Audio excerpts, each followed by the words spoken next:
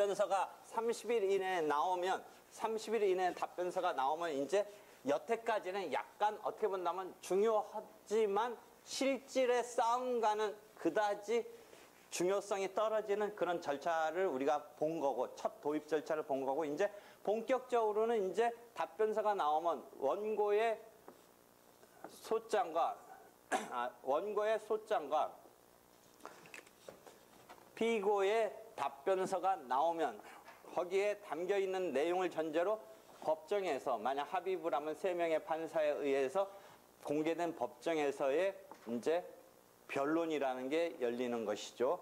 근데 이 변론은 구술주의, 공개주의, 쌍방 심리주의, 직접주의 등의 심리 원칙에 의해서 진행되는 어떻게 본다면 무거운 절차예요. 그래서 이 변론을 거치니까 판결은 그만큼 판결이라는 것은 어떤 최종적인 결론인데 당사자한테 충분히 변론해서 공개된 법정에서 왜냐면 밀실이면 약간 막 이게 뭔가 트릭이 들어갈 수도 있고 하니까 공개된 공정하게 그다음에 계속 얘기하지만 서면은 보완적으로 내는 것이다. 소장이란 서면, 답변서란 서면은 그 자체가 완결적인 건 아니다. 자기 주장을 그것만으로 완결적으로 펼친 건 아니고 법정에 가서 그것에 입각해서 구술로 누구 앞에서 직접주의, 판사 앞에서 그다음에 쌍방 대등하게 공평하게 이런 변론을 심리의 원칙 하에 진행하는 것이다. 이렇게 해서 변론이 진행되는데 아까 소장이 이제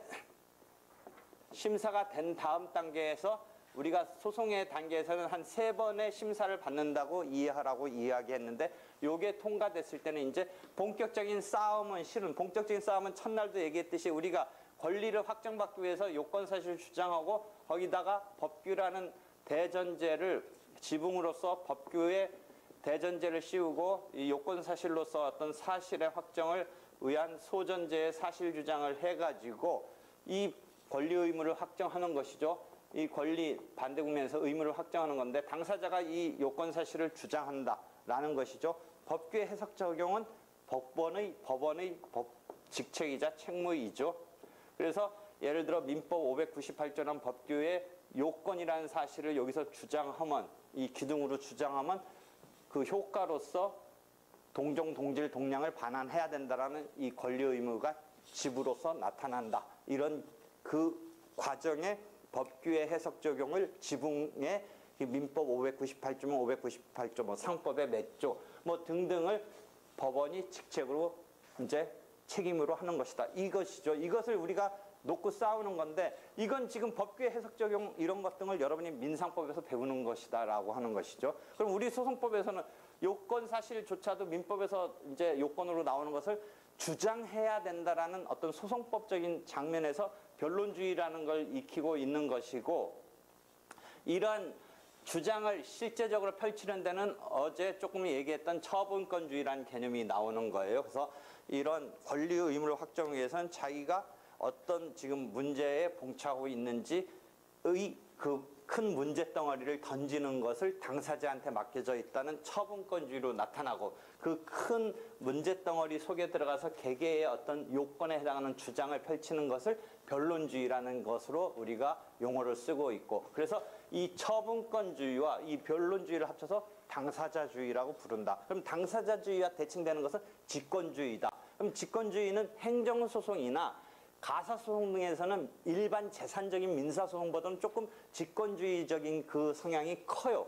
크거나 그런 심리 원칙을 갖고 있는데 반해서 민사적인 순수한 재산적인 사건은 사적 자치라는 재산권 관계, 민상법상의 관계를 그대로 소송법에서 당사자한테 너희들이 스스로 알아서 싸우는 것이다라고 나타난 게 직권주의에 대비돼서 당사자주의라고 우리가 부르는 거고 그 당사자주의가 처분권주의와 변론주의로서 나타나고 있는 거예요. 근데 이거는 하여튼 본안을 싸움을 할 때의 이 이야기인데 이런 본안에 앞서서 뭐가 통과해야 되냐면 두 번째 소송 요건 즉 이 본안에 관한 심리는 지금 이런 식으로 해서 이제 권리 의무를 확정하는 게 본안이잖아요. 권리 의무를 확정하는 게 본안인데 그 권리 의무를 확정하는 본격적인 쟁점의 안건인 본안에 앞서서 뭐를 통과해야 되냐면 소송 요건을 통과해야 돼요. 형사소송에서는 소송 조건이라고 할 수 있는데 이러한 소송 요건을 통과해야 본안에 관한 해결을 내려줄 수 있다. 그러니까 본안은 민사법상의 뭐 해석, 적용 이런 것이 있는 영역인데 우리가 소송법 독자적으로 이제 제대로 나름으로 공부할 영역은 요 영역이에요. 소송 요건. 이 소송 요건을 통과해 들어가야 돼요. 소송 요건을 통과해 들어가지 못하면 본안의 심리에 대해서 해결을 못하는 거예요. 그래서 소송 요건은 본안의 전제 요건이라고 불러요. 그럼 우리가 소송에서 두 축은 법원이라는 주체의 축과 당사자라는 축이 있는데 법원에 있어서 이 소송 요건은 관할권 있는 법원에 내야 돼요. 자기 관할도 아닌데 여기 와서 그런 걸 해결해 달라고 그러면 그건 본안에 갈 수 없이 물론 이제 항상 소송법은 어떻다고 그랬어요? 뭔가 문제에 대해서 잘못되면 이런 지하에 거기서 물리치거나 이렇게 끝나는 게 아니라 뭔가 보정을 기회는 줘요. 관할 같은 경우도 뭐 옆에 가서 해봐라라고 이송제도 같은 게 있어요. 있긴. 이송. 그러니까 그건 그 다음 조치고 하여튼 소송 요건으로서는 제대로 된 법원에 와서 해야 돼요. 관할권 있는 법원에 와서. 예를 들어 당사자에 관한 것도 당사자가 여러분이 민법적으로 권리 능력 없는 경우에 자연인과 법인이 권리 능력이 있고 한데 권리 능력이 없는 사람이 소송을 뭔가 분쟁을 내왔어요. 내가 맨날 듣는 얘기는 그런 거였는데 그 다음에 사건도 한 번 있었고 요새는 더 빈번한 것 같아요.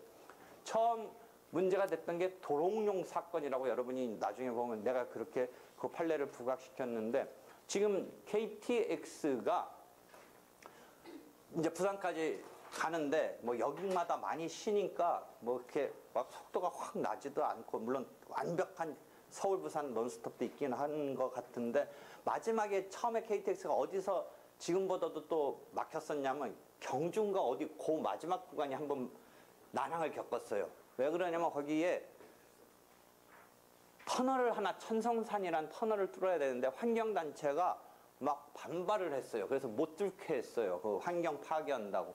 그럼 그 환경단체 같은 게 환경 같은 단체가 뭔가 사회적인 이런 임팩트를 주기 위해서 문제를 삼은 거는 잘했는데 하여튼 그것 때문에 뭐 몇 년간 지체되고 뭐 그랬던 뭐 기억이 있어서 그건 추가로 개통되고 그랬던 것 같아요. 근데 그때 소송이 어떻게 들어갔냐면 이 천성산 터널을 뚫지 말아라고 하는데 원고로 등장한 사람이 누구냐면 도롱뇽 공동원고인데 도롱뇽의 친구들이라는 환경단체가 도롱뇽의 친구들이에요. 환경단체가. 그 다음에 또 하나의 원고는 그 산속에 있는 절이 있었어요. 절. 그래서 그 절 여자 스님이 막 단식을 하는데 상당한 기간 단식을 했기 때문에 그건 막 요새 정치인들 단식하듯이 했는데 상당한 기간을 버텼으니까 또 반대파는 그 뭐 몰래 뭐 먹는 거 아니냐. 그렇게 인간이 버틸 수가 없다. 뭐 그런 또 이상한 쪽에 이제 이렇게 막 공격도 하고 했는데 새 원고가 냈어요. 그러니까 그 절은 좀 이해가 되는 게 그 산속에 있었으니까 돼요. 근데 도롱뇽의 친구들은 그냥 일반 시민 환경단체예요. 근데 자기네가 도롱뇽의 친구들이나 환경단체가 이 원고가 되는 마음은 이해할 수 있는데 좀 이따 다시 얘기할게요. 이 사람들이 사회적 영향력 있게 보이려고 했는지 또 하나 원고는 도롱뇽을 내세웠어요. 소장에 3명이 원고로 나와요. 그럼 도롱뇽이 소장 썼을까요? 도롱뇽이 소장 한번 써봐. 도롱뇽이. 누가 썼을 것 같아? 그 시민단체가 했겠죠. 근데 딱 도롱뇽이 나온 거예요. 그럼 도롱뇽이 이 터널을 뚫지 마라 라는 그 가처분, 실은 가처분 사건이고 정식 이 본소송은 아니었는데 뭐 마찬가지의 그 설명을 할 수 있는데 도롱뇽은 실체법적으로 동물이고 해서 권리 능력이 없기 때문에 우리가 권리라는 어떤 물권 채권의 주체가 될 수 있는 능력이 없기 때문에 실체법에서 그런 것을 가지고 소송법 와서 너한테 뭐 반환하라, 너한테 어떤 의무가 있다의 그 주체로 삼는다는 게 어불성설이잖아요. 그러니까 그런 개념을 소송법에서는 권리 능력에 대칭돼서 당사자에 대해서 당사자 능력이라는 개념을 써요. 당사자 능력. 그러니까 당사자 능력이 없는 사람이 나 권리를 인정해달라라는 소송을 내왔을 때 이게 그래 하고서 들어가서 권리가 있는지 없는지 따져볼 필요 없이 어디 단계에서 문제가 있냐면 소송 요건이 못 갖춘 거예요. 구비되지 못한 거예요. 도롱뇽 같은 동물의 경우는 당사자 능력이 없게 되는 그런 개념으로서 소송 요건을 우리가 배우는 거예요. 그래서 나중에 가면 당사자에 가서 그런 걸 배워요. 당사자 능력에 대해서 도롱뇽이 그때 문제가 됐는데 최근에 이제 신문기사에 가끔가다 나오면 뭐냐. 옆집에 막 고양이, 강아지 막 하는 것에 대해서 그걸 좋아한달까 하는 사람도 있고 또 옆집에 싫어하는 사람이 있어요. 그래가지고 트러블이 꽤 있잖아.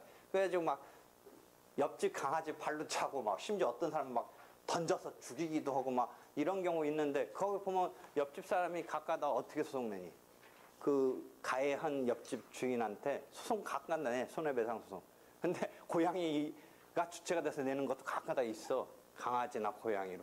그럼 요새 그런 상황 많아. 옆집하고 막 갈등 때문에 그런 것에 여러 가지 갈등은 있는데 그런 뭐라 그러죠? 자기 애완 그거 기르는 걸 뭐라 그러지?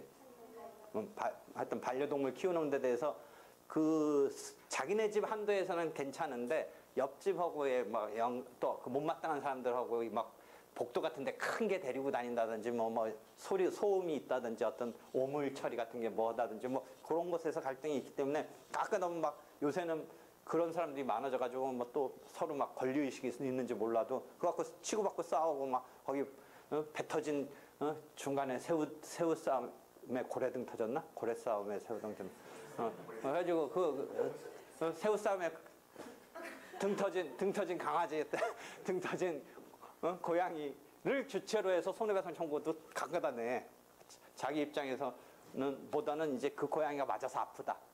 고양이가 안 됐다. 이런 취지 같은데 그럼 그렇게 소송을 내면 그 고양이나 개 입장에서 소송을 내면 하여튼 지금 당사자 능력이 없다는 얘기를 자꾸 얘기해 주려고 하는 거야. 그런 동물 등은 식물 등은 당사자 능력이 없어. 그렇지만 시민단체 등은 임팩트를 주면서 이걸 끌어야 되니까 환경 이런 게 문제가 있는 걸 끌어야 되니까 그렇게 했고 도롱뇽의 친구들이라는 그 집합체는 어디서 사실은 걸리냐면 도롱뇽의 친구들이라는 게 완벽한 우리가 민법에서 말하는 법인이라면 괜찮은데 실은 법인까지 아닐 가능성이 있어. 자기네끼리 이렇게 하고 있어.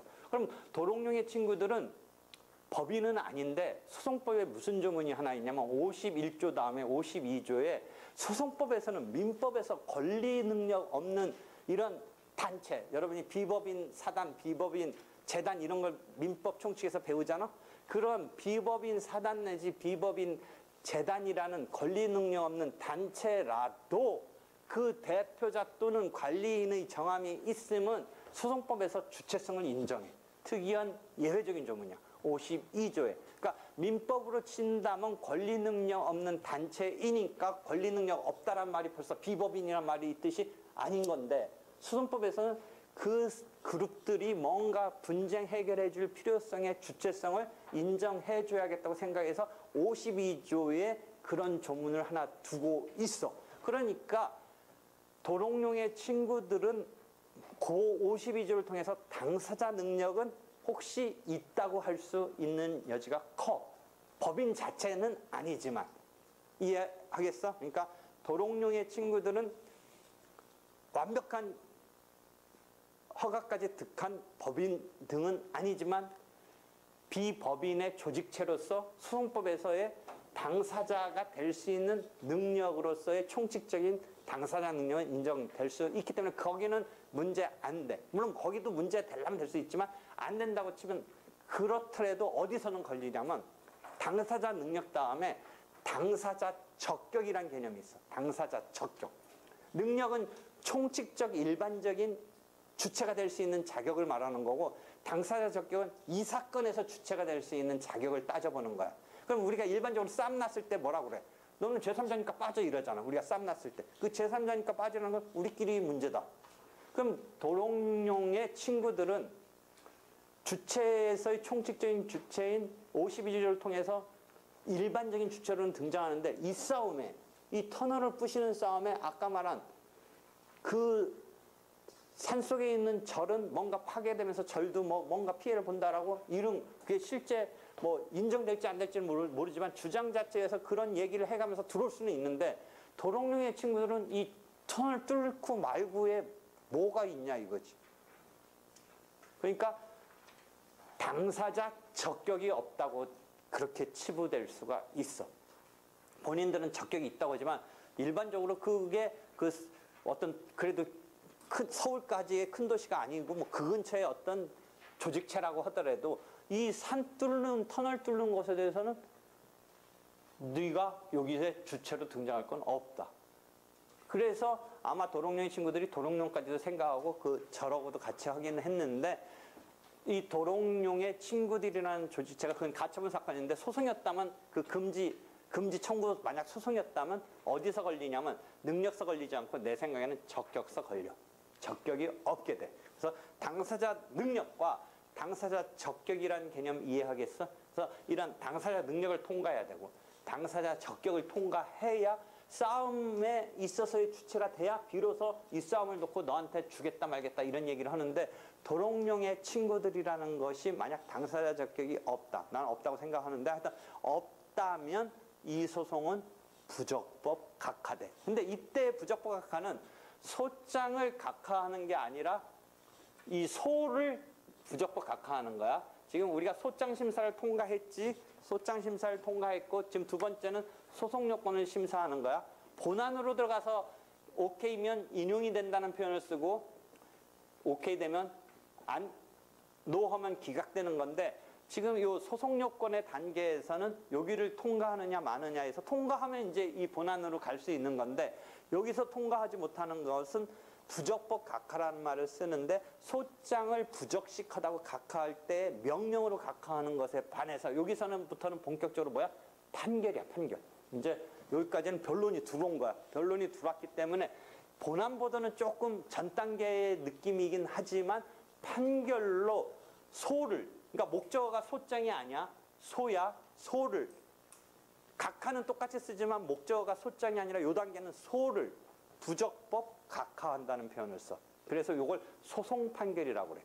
그러니까 청구를 인용하고 청구를 기각하는 것은 본안 판결이라고 그래. 본안에 대한 판결이라고 그래. 근데 소송 요건 단계에서 커트 당하는 것은 소송 요건은 오케이 되는 경우는 판결할 필요 없어. 그 다음으로 넘어가는 거니까. 본안으로 들어가는 거니까. 근데 여기서 문제가 있다. 물론 이 소송 요건도 문제가 있을 때 이런 지하에 커트하는 건 아니고 나름대로 시정을 이런 단계는 있긴 한데 하여튼 이게 시정할 수 있는 건이 아니든지 시정이 안 된다든지 한다면 어쩔 수 없이 그 단계에서 이제 커트를 하는데 그 커트하는 개념이 소를 부적법 각하한다. 판결로.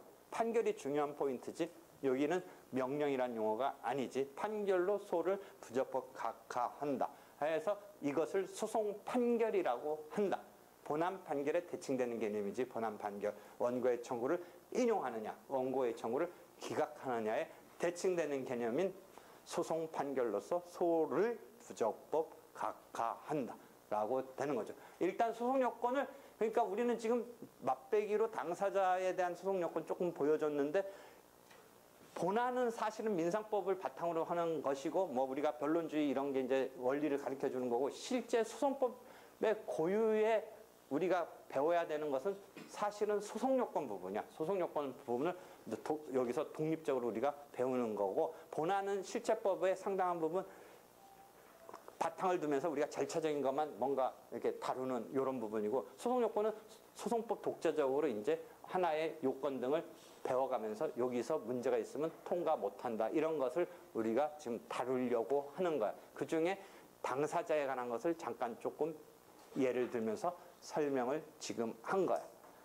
여기까지 오늘 부분서 질문해줘. 질문. 없어? 그냥 밥 먹고 싶어? 밥 먹어 그럼. 끝.